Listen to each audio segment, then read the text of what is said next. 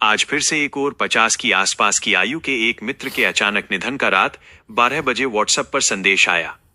बहुत दुख हुआ और हाथ जोड़कर कुछ कहने का मन हुआ सबसे।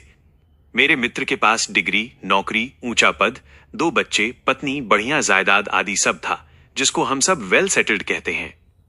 पर समस्या वही थी जो आज 99% को है, माइनस गुलाम दिमाग। पर कोई मानने को तैयार नहीं कि वो गुलाम है वासनाओं का, क्योंकि विदेशी अज्ञान ने हमारी शिक्षा, मनोरंजन, डिजिटल इंफ्रास्ट्रक्चर और न्याय व्यवस्था को अपना गुलाम बनाकर इस जीवन शैली को नॉर्मलाइज कर दिया है। शीर्षक: गुलामी से सुकून का रास्ता। कुछ अलग डगर अब चुननी होगी, एक नई कहानी बुननी होगी। गर चाहते हो जीना बिना उधार की सांसों के, तो दूरी बनानी होगी डॉक्टर और दिलासों के। एक डॉक्टर से दूजे तक का चक्कर भारी है, गोली से पेट तक बस बीमारी ही बीमारी है।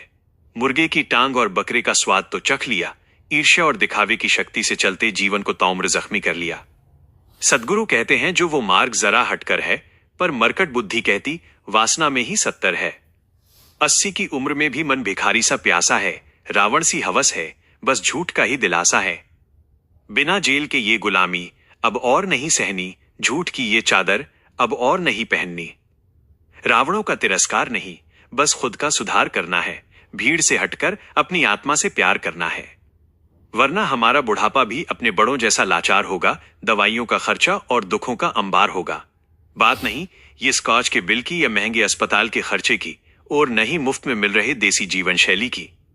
बात है ये केवल उस सुकून की जिसके लिए बचपन से लेकर आज तक सब किया है हमने। चलो उठो, वो करें जो गुरु का ज्ञान कहता है, शांति वहीं है जहां संयम का दरिया बहता है।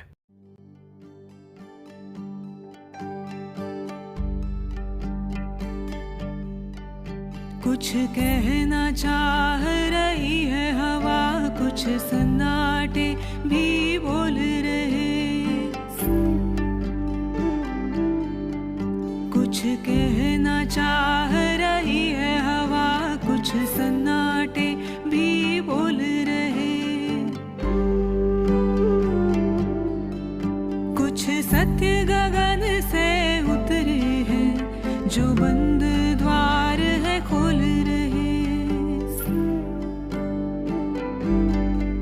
कुछ सत्य गगन से उतरे हैं, जो बंद द्वार है खोल रहे।